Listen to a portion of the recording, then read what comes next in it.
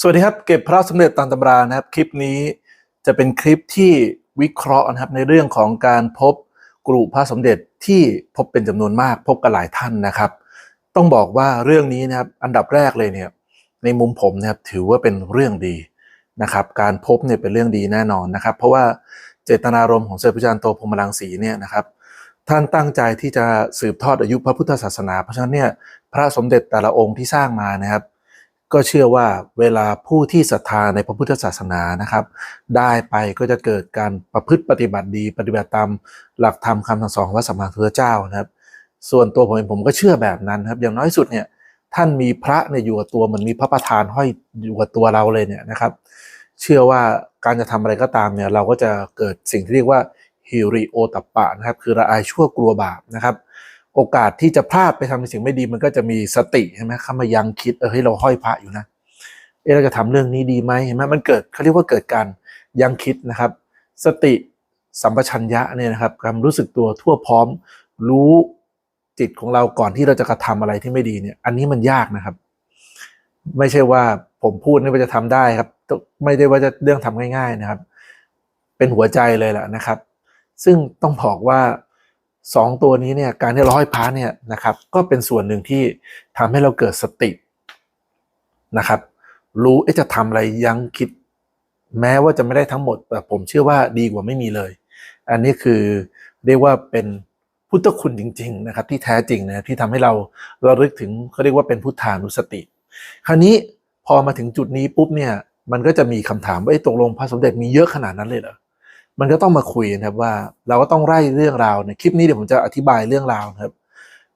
สิ่งที่เป็นตัวยืนยันนะครับว่าพระสมเด็จไม่ได้มีน้อยเนี่ยก็คือตั้งแต่ในปี2415ที่สมเด็จพระเจ้าโตมรณภาพเนี่ยในงานเนี่ยก็มีการแจกนะครับเรื่องง่ายๆเอาพูดให้เข้าใจคืองานศพท่านเนี่ยนะครับก็มีการแจกพระสมเด็จเนี่ยทั้งหมด15กระถางมังกรในหนังสือพญาทิพโกษานะท่านเขียนไว้ว่าแจกอยู่หลายปีกว่าจะหมดคำนี้คำว่าหลายปีกว่าจะหมดเราก็ต้องมาดูอีกว่าในปีพุทธศักราช2416ปีถัดมาเนี่ยนะครับเกิดโรคเขาเรียกว่าเป็นปีระกาป่วงใหญ่เกิดโรคป่วงคนตายจำนวนมากแล้วก็มีคนฝันว่าสมเด็จพุทธยานโตเนี่ยให้เอาพระมาทำน้ำมนต์เพราะฉะนั้นตอนนั้นคนในพระนครนะครับก็พูดง่ายป่วยตายกันเยอะก็ต้องมีการไปเอาพระเนี่ยมาทำน้ำมนต์พระจะได้จากที่ไหนบ้างก็มีหนังสือนะครับอย่างท่านอาจารย์ปฐมเนี่ยก็เขียนไว้ว่ามีในหนังสือท่านอาจารย์เตรียมประวายด้วยซึ่งเหล่านี้นี่ก็มาจากคำบอกเล่าพระธรรมถาวรอีกแต่ว่าพระบาทสมเด็จพระเจ้าอยู่หัวรัชกาลที่5นะครับพระปิยมหาราชเนี่ยท่านทรงพระราชทานนะครับพระปรกโพเม็ดนะครับที่เป็นเนื้อเขียวซึ่งเป็นพระสมเด็จของสมเด็จพระจารย์โตนั่นก็หมายความว่าเอามาแจกนั่นหมายความว่าอะไรครับหมายความว่ามีพระที่สมเด็จพระจารย์โตสร้างให้เราพูดเข้าใจง่ายได้เป็นพิธีวางมีเอาไว้อยู่ด้วยแล้วก็ท่านก็ได้พระราชทานให้กับประชาชนทั่วไปได้ไปทำน้ำมนต์แล้วเราก็เชื่อว่าพระที่มีอยู่ที่วัดนะครับในงานเนี่ยก็ต้องมีเอาไปทำน้ำมนต์ด้วยแต่ก็ยังไม่หมดเพราะในหนังสือเขียนว่าอีกหลายปีกว่าจะหมดถ้า3ปีหมดก็น่าจะเขียนว่า3ปีหมดถ้า10ปีหมดก็เขียน10ปีหมดคราวนี้พระมาหมดจริงๆเนี่ยช่วงไหนช่วงรศ112เป็นระยะเวลาห่างจากสมเด็จพระเจ้าโตมรณภาพอีก20กว่าปีทำไมถึงต้องบอกว่าเป็นรศ112เพราะรศ112เนี่ยมีเหตุการณ์ที่ทหารฝรั่งเศสนะครับนำทัพเรือเนี่ยเข้ามาบุกพูดง่ายประเทศของเรานะครับช่วงนั้นเนี่ยเป็นช่วงวิกฤตเลยนะครับที่ต้องมีการตัดสินใจนะครับที่รัชกาลที่5เองท่านต้องใช้นะครับพระคลังข้างที่นะครับที่เป็นเงินถุงแดงตั้งแต่สมัยรัชกาลที่3เนี่ยสะสมมาเนี่ยเพื่อเอามาไถ่นะครับเอามาใช้หนี้สงครามทำให้ประเทศเราเนี่ยเป็นเอกราชอันนี้เป็นจุดหนึ่งนะครับแต่มันก็มีเรื่องหนึ่งที่เขียนไว้ว่าทหารเนี่ยก่อนจะรบเนี่ยก็เรียกว่าต้องหาสิ่งศักดิ์สิทธิ์มายึดเหนี่ยวจิตใจหรือพึ่งบารมีก็มีการไปขุดนะครับกรุบางขุนพรหมเอาพระที่อยู่ในบางขุนพรหมเนี่ยนะครับเอามาซึ่งนั่นคือครั้งแรกก็คือรศ112นั่นหมายความว่ากว่าพระสมเด็จจะหมดเนี่ยต้องใช้เวลานะครับ10ขึ้นไปถึง20ปีนะครับถึงได้หมดไปแล้วคราวนี้ก็ต้องย้อนกลับมาดูว่าพระที่หมดก็คือพระที่ไม่ได้อยู่ในกรุถูกไหมครับคือจะเยอะที่สุดคือ15กระถางมังกรคราวนี้กระถางมังกรจะใหญ่แค่ไหนเนี่ยผมตอบไม่ได้ผมก็พยายามไปหาคำตอบนะครับ ไม่ว่าจะเป็นที่วัดสะเกษก็ดีนะครับหรือท่านใดที่เคยไปพระปฐมเจดีย์หรือไปที่วัดระฆังก็ดีส่วนใหญ่คำว่ากระถางนี่ก็จะปากก็จะบานไม่เหมือนกับโอ่งนะครับคือปากแคบปากก็จะบานแล้วส่วนใหญ่เนี่ยหลายใบเนี่ยใหญ่กว่าโอ่งด้วยแล้วก็มีลายมังกรซึ่งก็มีการนำเข้ามาจากเมืองจีนในยุคนั้นนะครับซึ่งตรงนี้เนี่ยที่บอกว่ากระถางก็คือจะไม่เหมือนโอ่งแต่ว่าจะมากน้อยแค่ไหนเนี่ยผมตอบไม่ได้เพราะฉะนั้นพระที่ไม่ได้บรรจุกรุนะครับที่มีประวัติที่ชัดเจนที่สุดคือพระที่อยู่ที่15กระถางมังกรแจกในงานศพสมเด็จพระจันทร์โตซึ่งมีการเขียนไว้ว่าในวันงานเนี่ยแจกไปทั้งหมดนะครับ30,000 องค์โดยประมาณหลายคนคือตักไปเลยนะครับตักแจกนี่ก็คือเรื่องหนึ่งคราวนี้พอมาดูพระที่บรรจุกรุก็ต้องบอกว่าเริ่มแรกเนี่ยสตาร์ทที่มีการสร้างกรุที่ได้มีการพูดและเขียนไว้คือกรุวัชโยนะผมเคยทำคลิปไปแล้วตั้งแต่ปี 2400 นะครับกรุวัสตือและพระทั้งหมดอีก13กรุถามว่าแต่ละกรุเนี่ยต้องมีอย่างน้อย1พระธรรมขันธ์ไม่มีสร้างน้อยกว่านี้นะครับต้องมีอย่างน้อย1พระธรรมขันธ์แม้แต่สุดท้ายเลยนะที่บางขุนพรหมระหว่างที่ท่านยังมีชีวิตอยู่เนี่ยท่านก็บอกว่าตั้งใจจะบรรจุกรุให้ได้ธรรมขันธ์ที่3และธรรมขันธ์ที่4อันนี้มีเขียนเอาไว้เป็นคำบอกของพระธรรมถาวรนะครับแล้วก็มีเขียนอยู่ในหนังสือของพญาธิโปสาด้วยเพราะฉะนั้นเนี่ยนั่นก็หมายความว่าพระที่บางขุนพรหมมีโอกาสถึง4พระธรรมขันธ์อาจจะ3ก็ได้นะครับนี่เรียกโอกาสแต่2เนี่ยผมเชื่อว่ามีแน่ๆเพราะว่าในนั้นก็พูดว่าอยากให้ได้ธรรมขันธ์ที่3ธรรมขันธ์ที่4ส่วนที่วัดกะลายาก็มีเขียนเอาไว้ว่าพญานิกรบดินทร์ที่เป็นผู้สร้างวัดเนี่ยนะครับถวายทองคำเปลไว้เนี่ย 84,000 นะแต่ช่วงที่มีการพูดคุยกันบันทึกในระหว่างที่สมเด็จพระจันทร์โตเนี่ยท่านไปที่ไหว้พระพุทธบาทนะครับก็ไม่ได้ระบุปีนะครับก็บอกว่าปิดไปแล้วครึ่งหนึ่งอย่างไรก็ตามงานทำต้องทำเสร็จเพราะอย่างน้อยเนี่ยนั้นกุวัดกะลายาเนี่ยอย่างน้อยที่สุดก็ต้องมีอีก1พระธรรมขันธ์เห็นไหมครับนั้นหากเราเทียบกับพระวัดใหญ่อย่างวัดบางขุนพรหมนะครับหรืออยู่ที่วัดอินเนี่ยหลวงพ่อโตเนี่ยตอนนั้นสมเด็จพระจันทร์โตเองท่านก็สร้างอยู่ที่นั่นอันนี้ประเด็นก็คือตั้งใจถึงธรรมขันธ์ที่3ธรรมขันธ์ที่4ในขณะที่พระใหญ่นอนวัดสตือเนี่ยสร้างเสร็จตั้งปี2413ถ้าจะให้ผมสันนิษฐานผมก็สันนิษฐานเป็นไปได้ว่าอาจจะมีถึง4พระธรรมขันธ์เพราะว่าครั้นที่จะมาสร้างพระยืนที่วัดอินเนี่ยก็ตั้งใจจะให้ถึงธรรมขันธ์ที่3และธรรมขันธ์ที่4หมายความว่าหลายๆอย่างเนี่ยน่าจะต้องมีเกณฑ์การสร้างมาแล้วส่วนที่วัดชโยนะครับหรือวัดเกศชโยในอดีตเนี่ยประเด็นก็คือว่ามีการสร้างเนี่ยอยู่3วาระเราดูจากปีพศนะครับพุทธศักราชที่บันทึกอยู่ในพระเนื้อดินเผากระเบื้องเนี่ยมี2400 2408 2408และ2411ถ้าในแต่ละวาระเนี่ยมีการสร้างวาระละพระธรรมขันธ์ก็ต้องมีอย่างน้อย3พระธรรมขันธ์ละอันนี้ยังไม่นับวัดอื่นครับไม่ว่าจะเป็นวัดชีปะขาวนะครับวัดที่ถูกไล่เรียงว่ามีกรุทั้งหมดเนี่ย13วัดเนี่ยนะครับถ้าเกิดมีคำว่ากรุปุ๊บเนี่ยก็ต้องมีตามจำนวนพระธรรมขันธ์และยังไม่นับพระที่ลูกศิษย์ลูกหาที่เรียนนะครับพระปริยัติธรรมมาอีกยังไม่นับพระนะครับที่อยู่ในสกุลวังหน้าที่มีการสร้างในพิธีต่างๆนะครับหรือพระที่มีพิธีสำคัญต่างๆเนี่ยนะครับเราก็เชื่อกันว่าในหลายหนังสือที่หนังสือท่านอาจารย์ปฐมเนี่ยก็มีการเขียนไว้ว่าน่าจะมีพิธีใหญ่ช่วงปี2411นะครับในสมัยรัชกาลที่5ขึ้นครองราชย์ซึ่งเรามาวิเคราะห์ดูแล้วก็มีความเป็นไปได้ที่จะมีการสร้างจำนวนมากเพราะฉะนั้นเนี่ยนะครับในแต่ละงานก็มีการสร้างจำนวนมากคราวนี้ประเด็นก็คือว่าพระที่มีการสร้างเหล่านี้เนี่ยนะครับอาจจะมากอาจจะเยอะที่ผ่านมานะครับก่อนหน้านี้ก็อาจจะไม่ได้มีมูลค่าเพราะว่าในแต่ละวัดเนี่ยมีเนื้อที่แตกต่างกันหรือมีพิมพ์ที่แตกต่างกันโดยเฉพาะที่บางขุนพรหมเนี่ยมีการเขียนไว้ว่ามีการรวบรวมพระนะครับจากทุกพิมพ์ทุกแม่พิมพ์ที่เคยทำมาอยู่นั้นบางขุนพรหมเองเนี่ยจะมีพิมพ์ที่หลากหลายมากซึ่งทั้งหมดนี้นะครับผมเองเนี่ยและทีมงานกำลังรวบรวมทำหนังสือไม่นานนี้จะเสร็จแล้วครับท่านจะได้เห็นหลากหลายเนื้อหลากหลายพิมพ์ด้วยนะครับแล้วก็ยังมีหนังสือเล่มแรกก็ยังไม่บอกชื่อนะครับจะออกมาก็ในความคิดของผมเนี่ยถือว่าก็สมบูรณ์ที่สุดในยุคนี้นะครับแต่ก็เชื่อว่ามันก็ต้องมีคนที่ทำมาดีขึ้นไปเรื่อยๆนะครับนี่คือสิ่งที่ดีช่วยกันสร้างสรรค์นะครับก็ ก็จะมีการรวบรวมทุกพิมพ์มาด้วยนะพระในแต่ละวัดในวัดเกศโยก็เนื้อหนึ่งนะครับกรุวัดสตือก็อีกเนื้อหนึ่งนะครับวัดสตือนี่มีสร้างหลายยุคด้วยวัดชโยก็เหมือนกันนะครับแต่ละที่มีเอกลักษณ์มีเฉพาะมีการพัฒนาฝีมือแม่พิมพ์หรือพระกลุ่มพระที่เป็นพิธีสำคัญนะครับพระช่างหลวง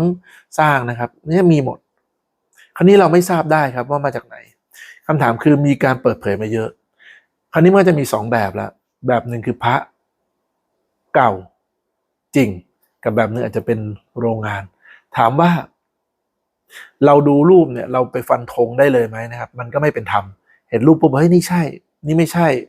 นี่จริงแน่นอนนี่เก๊แน่นอนนี่ใหม่นี่โรงงานเนี่ยมันไม่เป็นธรรมกับผู้ที่เจอในมุมมองผมนะครับการที่มีผู้ค้นพบหรือเจอพระไม่ว่าจะกลุ่มไหนก็ตามเนี่ยที่เป็นจำนวนจะมากก็ดีน้อยก็ดีผมถือว่าเป็นเรื่องดีครับถือเป็นเรื่องดีพูดง่ายท่านเจอ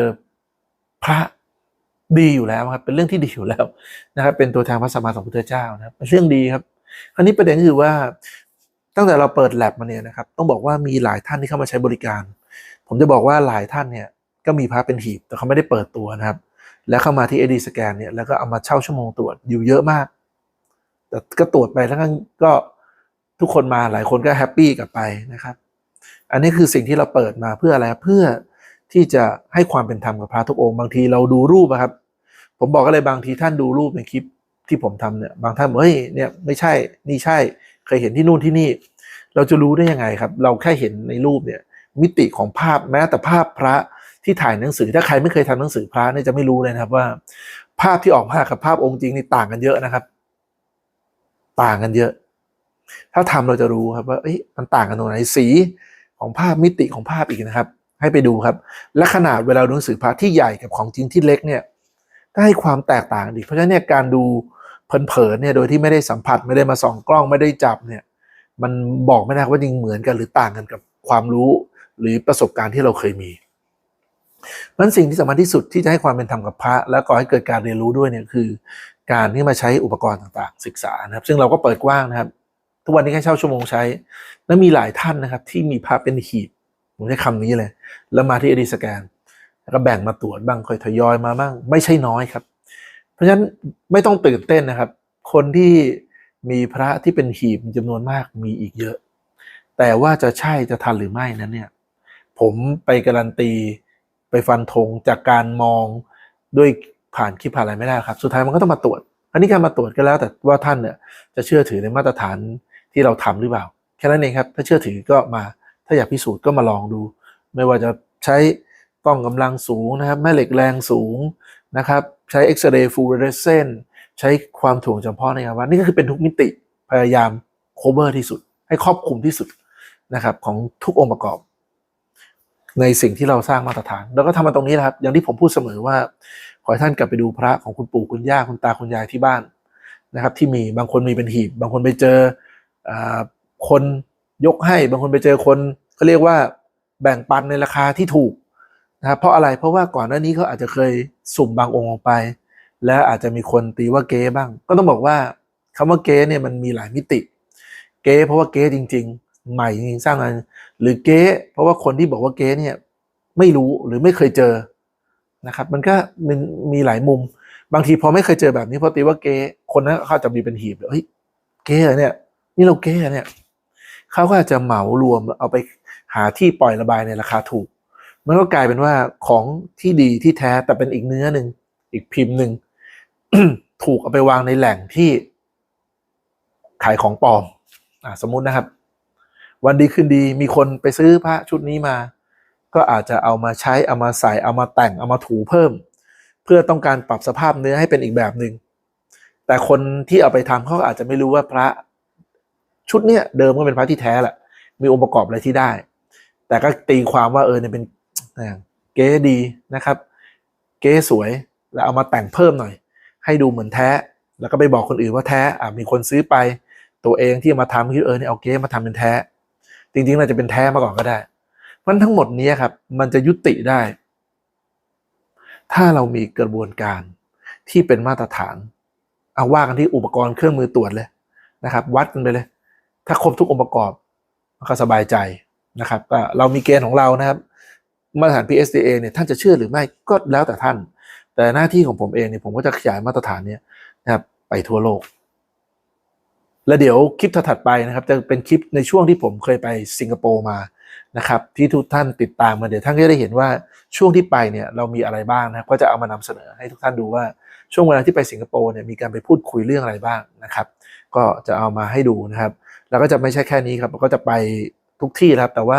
ทุกอย่างเนี่ยการที่จะเดินแบบนั้นต้องเดินอย่างมั่นคงการที่เราเอามาพูดกันเองไปคุยกันเองยกตัวเองเนี่ยอย่างนั้นมันใครก็ทำได้นะครับแต่สิ่งที่คือเราจะต้องให้คนอื่นมารับรองให้สิ่งที่มีมาตรฐานมายอมรับจากนั้นเมื่อเราได้มาตรฐานเราก็ต้องก้าวต่อไปเรื่อยๆอย่างที่บอกตอนนี้ Edit Scan เนี่ยเราก้าวไปสู่มาตรฐาน ISO สเต็ปถัดมาก็คือมาตรฐานฝีมือแรงงานเห็นไหมครับขยับไปเรื่อยจากนั้นเนี่ยพอทำจนเรียกว่าแน่นปุ๊บเราก็เริ่มขยายไปสู่ต่างประเทศค่อยๆไปอย่างถูกต้องการไปเปิดแผงพระที่ต่างประเทศมันไม่ใช่เรื่องยากแต่มันไม่ใช่เรื่องที่ยั่งยืนสิ่งที่ยั่งยืนสุดคือเราต้องให้ความรู้นะครับสื่อสารเนี่ยพระคือซอฟต์พาวเวอร์ขยายผลไปเมื่อเราขยายผลไปสำเร็จสิ่งที่ท่านทำมานะครับมันไม่สูญเปล่าสิ่งที่ท่านพบที่ท่านเจอส่วนหนึ่งมีเก็บเอาไว้ส่วนหนึ่งมีการแบ่งปันถ้าเรามองว่าเราไม่ต้องคิดว่าจะไปให้มันหมดแต่เราคิดว่าโอเคการที่พระสมเด็จเนี่ยเหมือนเมล็ดพันธุ์นะครับกระจายเข้าไปในต่างประเทศแล้วก็งอกงามเติบโตขึ้นเนี่ยนะครับงอกงามเติบโตขึ้นเท่ากับว่าเมล็ดบุญนะครับของพระพุทธศาสนาที่สมเด็จพระเจ้าโตได้สร้างเอาไว้เนี่ยเป็นเมล็ดบุญเนี่ยผ่านพระสมเด็จเนี่ยได้ไปเติบโตขึ้นในที่อื่นๆที่อื่นเผยแพร่ขยายไปนะครับนี่คือสิ่งสำคัญนะเพราะฉะนั้นเนี่ยยิ่งเจอเยอะยิ่งดีครับแต่ว่าถ้ามีโอกาสถ้าทุกท่านเห็นว่าตั้งใจก็ติดต่อนะครับมาลองเช่าชั่วโมงติดต่อคุยกับคุณสุภชัยนะครับแล้วก็ลองมาใช้แลบดูนะครับว่ามันเป็นยังไงมีโอกาสเป็นไปได้ไหมแล้วเราจะบอกว่าจริงๆเนี่ยเรื่องที่เราทำแลบทั้งหมดนะครับผลที่ท่านเห็นเนี่ยเรามีการเก็บข้อมูลต่างๆที่ในการตรวจในการทำมาตรฐานแล้วเนี่ยนะครับพระแล้วเราก็มีการนะครับในการทำข้อมูลกับพระในเรื่องของการทดสอบอายุด้วยนะครับเรามีการดำเนินการไปส่วนหนึ่งแล้วนะครับซึ่งตรงนี้เราก็ต้องพิจารณาขยับต่อไปเรื่อยๆครับในการเทียบในส่วนของมาตรฐานนะครับเพราะฉะนั้นพระที่ผ่านเกณฑ์ทั้งหมดก็จะมีการทดสอบมีการวัดต่างๆเพื่อขยับมาตรฐานขยับต่อไปเรื่อยๆเรื่อยๆอันนี้คือจุดสำคัญนะครับเพราะฉะนั้นต้องขอบอกทุกท่านว่าเมื่อผมยิ่งรับรู้นะเป็นเรื่องดีเพราะว่าคนที่เจอพระหรือคนที่มีอยู่ที่บ้านที่มีเยอะมากเนี่ยนะครับมาหาเราตลอดแล้วก็มาพูดคุยกันมาแลกเปลี่ยนเรียนรู้นะครับเป็นกัลยาณมิตรซึ่งกันและกันนะครับแล้วก็มาทดสอบมาพูดคุยก็หลายคนก็เกิดความมั่นใจหลายคนก็มีความสุขกลับไปส่วนคนที่มาตรวจไปแล้วคนที่มีเยอะเขาจะไปทำอะไรต่อจะเก็บหรือจะไปแบ่งปันต่อผมไม่ได้ไปรับทราบในส่วนตรงนั้นนะครับนั่นก็คือเป็นเขาเรียกว่าเป็นอิสระเป็นเรื่องของแต่ละคนเป็นเรื่องของความพึงพอใจของแต่ละท่านแต่หน้าที่เราตรงนี้ที่เราทำเนี่ยก็คือเราเปิดให้มาเรียนรู้เปิดให้มาทดสอบพิสูจน์เพื่ออนุรักษ์นะครับเพื่อให้ความเป็นธรรมกับพระสมเด็จที่ถูกสร้างมาจริงๆในยุคนั้นนะครับไม่ได้ถูกตีความไปว่าเก๊นะครับแล้วตรงนี้แหละมันจะเป็นสิ่งที่เป็นรากฐานต่อไปนะครับแล้วผมก็เชื่อว่าเราคือจุดเริ่มต้นนะครับใครก็ตามที่พยายามพัฒนากระบวนการต่างๆขึ้นมาเนี่ยผมชื่นชมนะครับและจะให้ดีก็ให้ท่านก้าวไปสู่ความเป็นมาตรฐานก้าวไปสู่ถึงยอมรับนะครับสิ่งนั้นคือเราไม่ได้พูดเองนะครับเราก็ต้องมีคนเข้ามารับรองและทุกอย่างมีกระบวนการพิสูจน์ได้การจะดีกว่านั้นคือการสร้างเป็นหลักสูตรท่านจะเห็นได้ว่าผมเนี่ยเอามาเผยแพร่นะครับทำเป็นองค์ความรู้ไม่ได้ทำเพื่อพยายามจะบอกว่าผมต้องเก่งที่สุดทุกคนต้องมาให้อาจารย์โจ๊กคอนเฟิร์มนะครับพยายามที่จะทำให้ทุกอย่างเป็นกระบวนการสร้างเครื่องมือให้ทุกคนได้มาใช้ให้ทุกคนนะครับผมพูดส่วนให้เป็นครูของตัวเองทุกคนจะต้องเพิ่มพูนทักษะได้ด้วยตัวเองนี่คือสิ่งสำคัญที่สุดนะครับผมเพียงแค่พยายามนำสิ่งที่มีมาเซตมาทำให้มันเป็นระบบให้สามารถเรียนรู้ฝึกฝนและทำได้ง่ายเพื่อให้ทุกท่านสามารถเข้ามาใช้กระบวนการเรียนรู้ได้ด้วยตัวเองเข้าใจด้วยตัวเองเกิดทักษะด้วยตัวเองนี่คือสิ่งที่ยิ่งใหญ่ที่สุดนี่คือสิ่งที่สำคัญที่สุดนะครับให้ท่านมีความมั่นใจด้วยตัวเองเป็นผู้เชี่ยวชาญได้ด้วยตัวของท่านเองอันนี้มันถึงจะเจริญนะครับเราต้องบอกว่าแนวคิดเนี่ยไม่ใช่ว่าฝรั่งเขาคิดมาตั้งแต่แรกที่พยายามสอนให้เกิดคนเก่งจริงพระสัมมาสัมพุทธเจ้าเองท่านก็แบบนี้นะครับท่านก็ให้พระธรรมนะครับเป็นตัวแทนของท่าน ผู้ใดปฏิบัติก็สามารถเข้าถึงก็คือเป็นปัจจตังนะครับก็รู้ได้ด้วยตนเองต้องมาทดลองต้องมาพิสูจน์เพราะฉะนั้นการทดสอบการเรียนรู้พระสมเด็จไม่ได้เพียงแค่ฟังจากความบอกเล่าแต่ว่าท่านจะต้องเข้าถึงประสบการณ์ตรงนั้นด้วยตัวเองเข้าใจได้ด้วยตัวเองผ่านองค์ความรู้และเครื่องมือบางทีท่านเข้ามาใช้เครื่องมือสักพักหนึ่งท่านจะเกิดทักษะพิเศษอาจจะมีทักษะพิเศษที่มากกว่าผมก็ได้เพราะฉะนั้นตรงนี้เนี่ยคือสิ่งที่ผมไม่ได้ปิดกั้นและพยายามอยากให้ทุกคนมีองค์ความรู้แล้วก็ดีกว่าผมได้ยิ่งดีนะครับเพราะว่ามันจะทำให้สังคมนี้เจริญขึ้นนั้นคลิปนี้นะครับก็จะเป็นคลิปที่วิเคราะห์และอธิบายเรื่องเหล่านี้นะครับก็หวังว่าน่าจะเป็นประโยชน์ทุกท่านแล้วหากท่านใดนะครับเรียกว่าดำเนินรอยตามรุ่นพี่คนอื่นที่เขามีพระจำนวนมากแล้วเขาเจอเนี่ยท่านก็สามารถเข้ามาใช้บริการที่ ID Scan ได้อันนี้เต็มใจอย่างยิ่งเลยนะครับแล้วก็พร้อมที่จะเปิดให้ทุกท่านเรียนรู้นะครับก็อยู่ที่สาขาใหม่แล้วนะครับคอนโดมาสเตอร์วิวนะครับยังไงก็ลองติดต่อนะครับมาที่ QR Code ด้านนี้แล้วก็มีเบอร์โทรอยู่ด้านล่างนะครับก็จะเข้ามาจองเข้ามาพูดคุยนะครับก็ขอบคุณที่ติดตามเก็บพระสมเด็จตามมาแล้วผมก็ยินดีอย่างยิ่งนะครับเชื่อว่านะครับยิ่งมีการเปิดเผยมีมากเท่าไหร่เนี่ยก็จะเป็นประโยชน์ต่อพระพุทธศาสนาต่อสังคมไทยต่อเรื่องราวของพระสมเด็จที่สมเด็จพระจันทร์โตสร้างมากขึ้นเท่านั้นครับขอบคุณมากๆครับสวัสดีครับ